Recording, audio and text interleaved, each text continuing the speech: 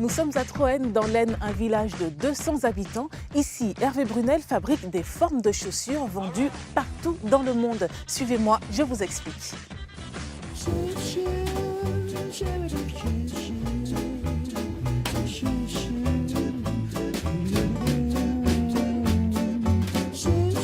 Est-ce que vous savez ce que c'est que ça? Ben oui, évidemment, vous le savez, c'est un embauchoir de bottes. Et vous savez que ce métier a quasiment disparu. C'est un savoir-faire artisanal. C'est notre premier like.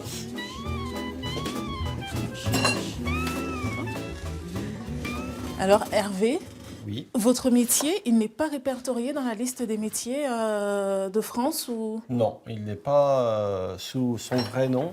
Je suis dans les articles, fabrication d'articles en bois, mais le métier, c'est un vrai métier qui s'appelle formier embauchuriste. Alors vous êtes combien en France? Aujourd'hui, à faire le travail comme faisaient nos anciens, nous sommes deux. J'ai formé quelqu'un à ce métier avec qui j'avais travaillé dans la fabrication de la chaussure. Donc j'ai formé ce monsieur qui est maintenant installé à son compte. Il fallait que je retransmette une partie de mon métier. Aujourd'hui, bon, il y a le travail du bois, mais comme le métier n'existe pas, les outils n'existent pas non plus. Il faut apprendre à dessiner ces outils, à les faire faire si on ne peut pas les faire. Et puis, on a des outils qui demandent un affûtage particulier. Ça a été un long apprentissage pour moi.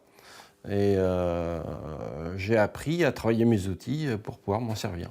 Alors ici, pas de catalogue avec Hervé, tout est fait sur mesure. C'est notre deuxième like. La définition pour moi, hein, je dis bien dit sur mesure, c'est bien sûr utiliser la mesure comme référence, mais aussi à la mesure de ce que veut le client dans sa tête. Et ça, c'est le plus dur à mettre en place. Il faut combien de temps pour faire un embauchoir? Alors, le plus simple, c'est l'embauchoir de chaussures. Lui, il demande à peu près 4 heures. Quand on fait un embauchoir comme ça de bottes, c'est à environ 2 jours. Donc, entre 16 et 20 heures. 2 jours. Alors là, cet outil, Oui. qu'est-ce que c'est? Ça s'appelle un paroir. Et cet outil permet d'enlever de la matière.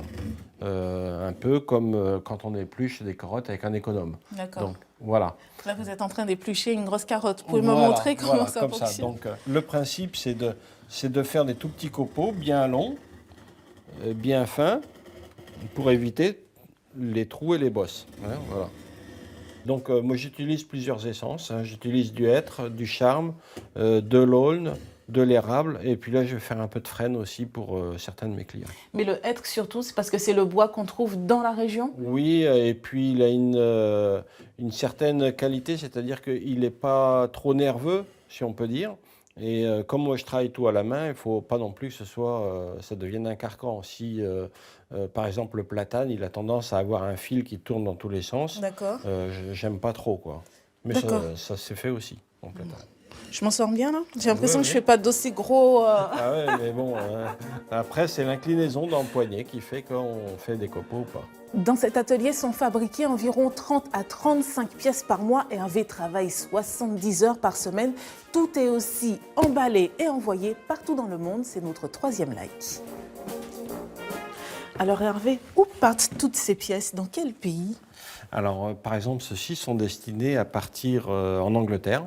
Après, j'ai d'autres clients sur le Japon. Sinon, tous mes articles vont partir dans le monde, oui. Russes, américains. De grandes marques de luxe? Alors oui, je travaille principalement pour les grandes marques du luxe français et anglais. Je suis content que mes articles voyagent dans le monde entier et que les clients apprécient mon travail, quoi. Un peu trop petit. Vous faites quoi, Christelle? Bah, je cherche ma pointure, un Ah. petit 41. Oui, mais tu ne la trouveras pas ici. On ne fait que du sur-mesure. On ne s'occupe pas des pointures dans l'artisanat. Bon bah, je vais dessiner ma chaussure alors. Bah oui.